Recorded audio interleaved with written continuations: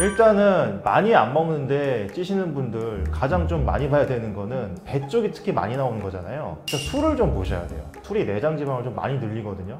헬스 인사이드 구독자 여러분 안녕하세요. 한의사 김희준입니다. 저는 현재 유튜브에서 살빼남이라는 다이어트 전문 채널 운영하고 있고, 현재 청주에서 이제 임상 14년 차 한의사로서 다이어트 진료를 보고 있습니다. 말씀하신 그거 딱 용어가 있어요. 이제 팔다리 마르고 배만 좀 나온 그거를 보통 이제 거미형 비만 아니면 미래형 비만이라고 합니다. 거미가 이제 배는 이렇게 있는데 팔다리 되게 얇잖아요. 그래서 거미형 비만이라고도 하고, 이제 미래형 비만, 미래형 인간, 그러니까 미래 인간들은 앞으로 점점 외계인처럼 배만 나오고 팔다리가 가늘어질 거다 해서 미래형 비만이라고 하거든요. 지금부터 이제 미래형 비만으로 좀 얘기를 할게요. 그래서 이제 미래형 비만은 한마디로 복부 비만이랑 이제 마른 비만이랑 좀 합쳐져 가지고 배는 볼록 나왔는데 팔다리가 가느다란 경우를 이제 미래형 비만이라고 합니다. 이 배만 왜 하필 또 볼록 나올까? 여러 가지 경우일 수가 있어요. 이제 첫 번째는 이제 여성들 같은 경우에는 가임기에는 허벅지나 엉덩이 쪽에 좀 더 지방이 축적이 되는데, 폐경기, 가임기 이후로 넘어가면은 배 쪽이 좀 더 나올 수가 있습니다. 남성 같은 경우에는, 여성은 뭐 폐경기, 가임기 이런 게 없죠. 그래서 그냥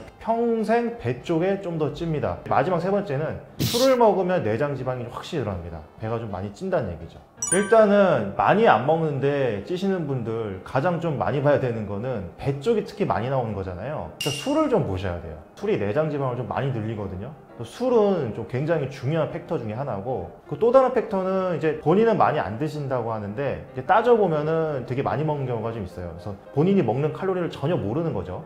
또 이런 경우도 있어요. 예전에는 분명히 이만큼 먹었는데 나 요새 이만큼 먹는다. 애초에 먹던 게 막 4,5천 칼로리인 경우가 있어요. 정말 생각보다 정말 많이 드시거든요. 거기서 예를 들어서 뭐 한 3분의 1을 줄였어요. 그럼 한 3,000 칼로리 먹었겠죠? 3,000 칼로리도 여전히 그 하루 평균 권장 칼로리 섭취량이 한 2,500 정도니까 3,000 칼로리도 여전히 그걸 넘는단 말이죠. 그리고 먹는 걸 정말로 잘 줄였어요. 정말 잘 줄이고 실제로 잘 줄였는데 근데 안 빠진 경우도 또 있어요. 이 경우는 또 달라요. 대사 적응이라고 해가지고 너무 많이 줄인 경우, 예를 들어서 하루 평균 권장 칼로리 섭취량이 2,500 정도나 2,000 정도인데 막 1,000이나 막 1,200을 드시는 거예요. 그럼 진짜 적게 먹는데도 안 빠지잖아요. 이상하죠? 그 왜 그러냐면은 대사가 그 1,200에 맞게 적응을 해버립니다. 우리 몸에서 칼로리 소모량을 줄여버려요. 그러면 당연히 적게 먹었는데도 안 빠질 수 있죠. 식단이 먼저냐, 뭐 운동이 먼저냐, 뭐 이제 뭘 어떻게 해야 되냐를 좀 생각을 하실 거예요. 모든 다이어트에서 중요한 거는 식단이 80%, 운동이 20%입니다. 그래서 이제 다이어트 시작했다고 하면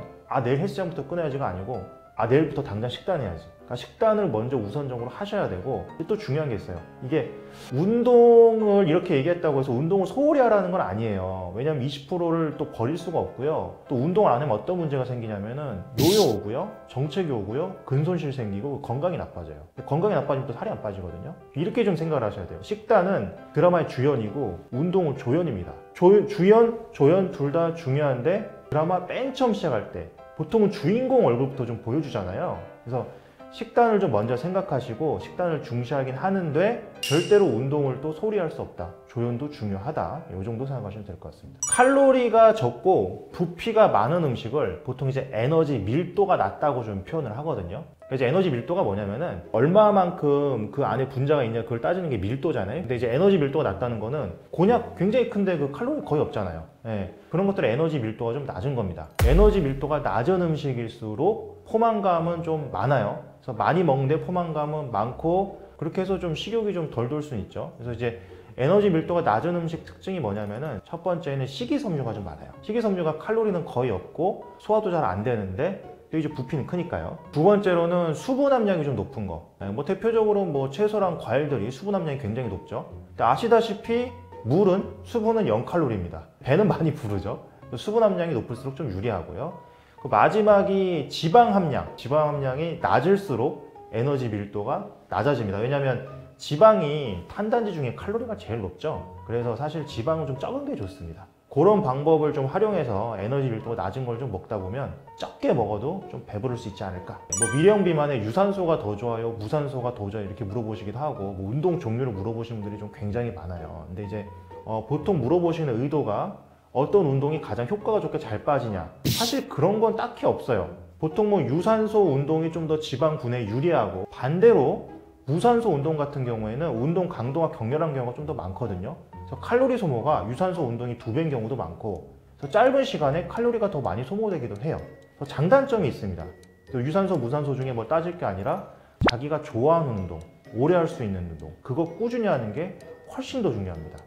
수면 관리 다이어트에 생각보다 정말 중요한데 이 수면 관리를 제가 아무리 강조를 해도 잘 안 들으세요. 근데 정말 중요한 게 제가 있는 데가 청주잖아요. 우리나라 그 수출을 대부분 책임지는 반도체사들이 엄청 많아요. 야간 근무하시는 분들이 굉장히 많거든요. 똑같은 양의 똑같은 음식을 먹어도 그렇게 교대 근무하면서 먹게 되면 살이 더 찝니다. 수면 사이클이 망가지면은 렙틴 호르몬은 줄어들고 그렐린 호르몬은 더 많이 나와요. 문제가 뭐냐? 렙틴 호르몬은 식욕을 좀 줄여요. 근데 식욕을 줄여주는 게 적게 나오잖아요. 잠 망가지면. 그럼 당연히 식욕이 늘어나겠죠? 또 반대로 그렐린 호르몬은 뭐 하느냐면 식욕이 늘어요. 얘가 밥 먹게 해준 호르몬이에요. 밥을 먹어야 생존을 하니까. 수면이 망가지면 그렐린 호르몬이 늘어납니다. 정말 거의 뭐 최악이죠. 잠을 자꾸 못 자거나 수면 사이클에 문제가 오면은 렙틴은 줄어들고 그렐린은 늘어나니까 식욕이 엄청 늘어나요. 많이 먹으니까 살이 찌죠. 그 하필이면 또 얘네가 많이 먹기만 하는 게 아니라 음식 종류도 좀 안 좋은 거, 좀 살찌는 거, 뭐 단 거라든지 뭐 이렇게 기름진 거 그런 게 더 땡길 수 있습니다. 스트레스 없이 살 빼는 게 진짜 중요합니다. 애초에 스트레스 받으면 살 빼면 뭔가 잘못된 거거든요.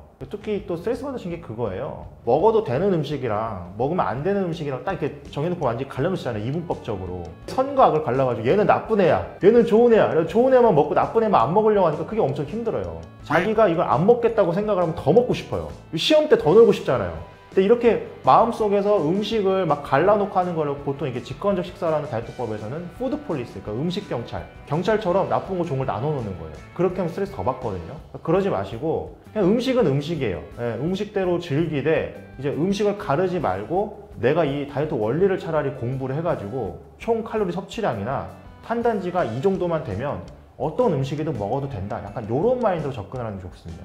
음식 종류를 막 제한을 해가지고 뭐 이건 안 먹고 이렇게 하고 그러지 마시고 어떤 음식이든 적정량은 먹어도 된다. 그 적정량을 내가 판단하는 기준이 칼로리, 탄단지, 비타민, 미네랄 이런 거를 좀 알아야 된다는 거죠. 이걸 알아야 스트레스를 안 받고 다이어트를 할 수가 있어요.